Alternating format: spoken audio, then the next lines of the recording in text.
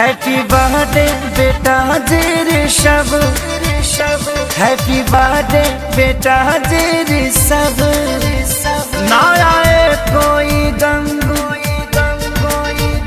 खुश रहो हरदम।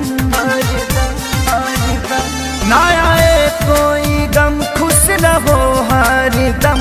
दे रहे हैं दुआ सब्र सबके लिए। ना आए कोई गम, खुश रहो हरदम। दे रहे हैं दुआ सब्र सबके लिए। बेटा हंसते रहो, दिल में बसते रहो। दे रहे हैं दुआ सब्र सबके लिए।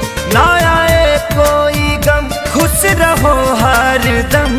दे रहे हैं दुआ सब्र सबके लिए। हैप्पी बर्थडे बेटा ऋषभ, आपको आपके जन्मदिन की ढेर सारी शुभकामना।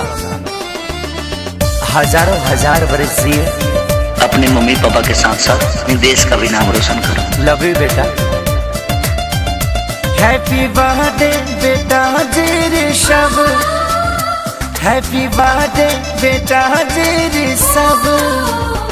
मम्मी पापा के आंखों के तारे हो तुम चमकते रहो। सबके प्यारे हो तुम, सबके प्यारे हो तुम, सबके प्यारे हो तुम। मम्मी पापा के आंखों के तारे हो तुम चमकते रहो। सबके प्यारे हो तुम, करते रहो कमाल। जुग जुग जियो मेरे लाल।